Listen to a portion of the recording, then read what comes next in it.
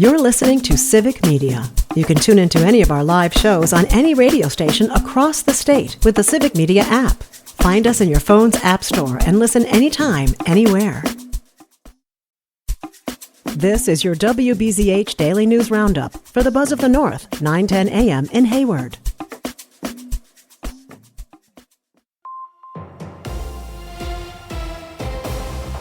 For WBZH News, I'm James Kelly. The Sawyer County Library Planning Committee will hold a public hearing on their proposed 5-year plan on Monday afternoon. The 5-year plan is meant to help the county guide the operations and financial support provided by the libraries. The public meeting will be held at the Sherman and Ruth Weiss Community Library on Highway 2777 in Hayward at 4:30 p.m. The details of the proposed 5-year plan are available for residents on the Sawyer County website, as well as on each of the individual websites for the local libraries. A Spooner man accused of stealing his own pickup truck from a towing company's storage lot has entered a not guilty plea to a felony charge and 2 misdemeanors. According to court documents, 59-year-old Eric Hansen was charged with retail theft, operating while revoked, and possession of drug paraphernalia following his arrest in February. Hansen is facing up to 3.5 years in prison and a $10,000 fine for driving his truck out of the Blackjack Towing parking lot in Chautauqua without paying the over $600 bill. The Rice Lake City Council has approved the closure of Main Street for this year's Aquafest event. The event had previously been held in the parking lot of the Birchwood Manufacturing Building, but after the company closed over the summer, the bank that now owns the property refused the request to hold Aquafest at its usual location. The City Council approved the closure of Main Street between Messenger and Water Streets from June 4th through June 8th. Part of Highland Avenue will also be closed to vehicular traffic for the event. The Wisconsin Department of Natural Resources is inviting novice hunters to participate in their Learn to Hunt Bear program. According to a press release, the agency will be accepting applications for the program until May 1st. The program seeks to promote awareness and understanding of bear hunting in the state, including multiple classroom and field sessions with experienced hunters and conservation partners. Applicants must be at least 10 years old to participate in the program and will be notified of their application status by June 1st. With just days to go until the nonpartisan Wisconsin Supreme Court election, Elon Musk has announced a $1 million award for a Green Bay resident who signed his petition against, quote, activist judges. Musk-affiliated groups have donated millions of dollars in support of Judge Brad Schimmel, and he has offered $100 to any voters who sign the petition. Judge Susan Crawford has repeatedly accused Musk of trying to buy the election for Judge Schimmel to support the Trump agenda and influence his own pending lawsuit in the state. The Wisconsin Department of Natural Resources is accepting applications for the next class of conservation wardens to help protect the state's parks, forests, wildlife, and residents. According to a press release, the DNR will accept applications from April 10th through May 6th. The agency plans to hire about 10 full-time conservation wardens for their 2026 class, with training beginning next January or April. Applicants do not need prior experience with hunting and fishing activities, and the DNR will host a virtual webinar on the job on April 22nd. The Washburn County Board has approved a resolution to return money to property owners whose real estate tax payments were registered as late due to an error. The resolution directs the county treasurer's office to refund interest and penalty fees on the real estate tax payment to the affected property owners. The error involved improper billing addresses from the real estate transfer return. County officials say it's the first time an error like that has occurred, and it was discovered by an income tax preparer. The resolution passed with a 20-1 vote. A multiple months-long highway improvement project is set to get underway in Ashland County on Monday. According to the Wisconsin Department of Transportation, the pavement improvement project will be done on Highway 13 from the town of Gingles to U.S. Highway 2 in Ashland. Construction is scheduled to run from Monday to mid-November, and Highway 13 will remain open to traffic with some shifting traffic lanes and lane closures. Wisconsin Governor Tony Evers approved $10 million in funding for the improvement project.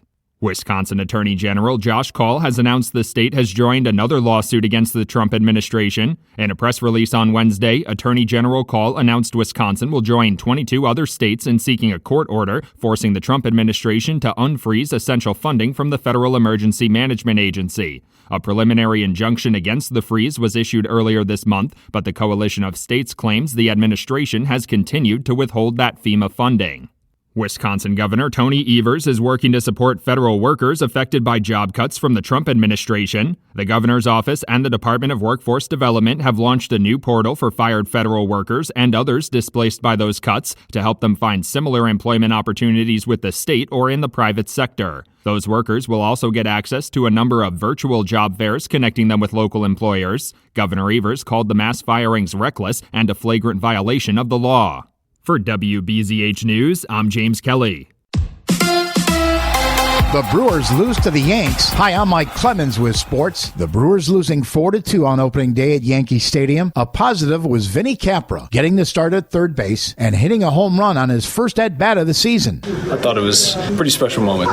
Yeah, I mean, a win is what we're trying for, but first at-bat to want to do, stuck to the plan and kind of ended up working out. So Brewers pitcher Freddie Peralta on Capra's shot that sailed over the left field wall. It was impressive, and at the same time it's a little weird because we get a little used to see him doing it during spring training. Hopefully that he keeps doing it that well. I think that he has a lot of things to prove, good things for him, for his career, and for the team. The crew loaded the bases top of the ninth, but former Brewer Devin Williams got out of the jam, retiring Jackson Churio and Christian Yelich for the save. The two teams have the night off. They'll play tomorrow at noon. NBA. Bucks basketball tonight. They host the Knicks in Milwaukee. With sports, I'm Mike Clemens. On your entertainment beat, I'm Pete Schwaba. If you're headed to the theater this weekend, here are some flicks that might be worth a look. If you're in the mood for a horror comedy, check out Death of a Unicorn starring Paul Rudd and Jenna Ortega as a father-daughter duo headed to a party when they accidentally kill a unicorn. The film is pulling an almost fresh rating on Rotten Tomatoes at 57%, and it's rated R. Another horror film opening is The Woman in the Yard, about an ominous-looking woman who mysteriously appears in a family's yard and gives dire warnings. No reviews in yet, so proceed with caution. Action fans might want to check out Jason Statham's new movie called A Working Man, where Statham's character is a mild-mannered construction worker with a Special Forces military background. You might think you've heard this story before, but no. This is much different than his last film, where he was a trained killer hiding his identity as a beekeeper. In A Working Man, Statham goes after the human traffickers who have kidnapped his boss's daughter. Be careful out there, folks. Pretty much everyone with a mild-mannered job is a trained killer. Let's go to the movies. Actor Bill Murray does not have many regrets over his 50-year career, but the Lost in Translation star appeared on The Howard Stern Show recently and did say he regrets turning down Clint Eastwood. Murray was enamored with some of Eastwood's earlier work and called him. Eastwood asked Murray if he would ever do another military role along the lines of Stripes. Murray told Stern he had sort of a been-there-done-that attitude and passed on what was most likely the film Heartbreak Ridge. And to this day, he still apologizes to Eastwood. Apparently, the phrase raw dogging has more than one meaning.